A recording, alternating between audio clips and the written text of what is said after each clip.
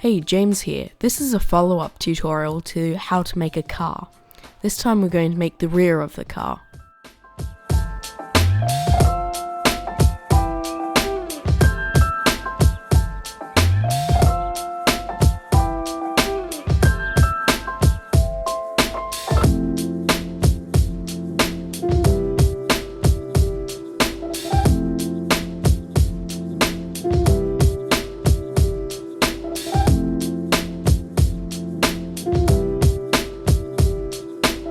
What we're doing now is adding the piece that the axle goes through.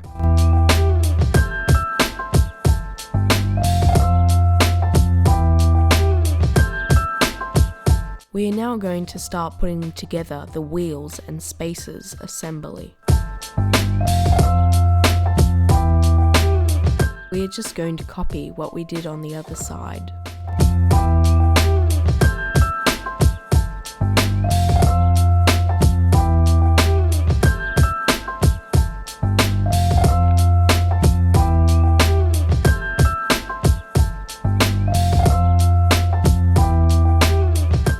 The main body is complete. Now we're just going to add a support beam and a tow bar.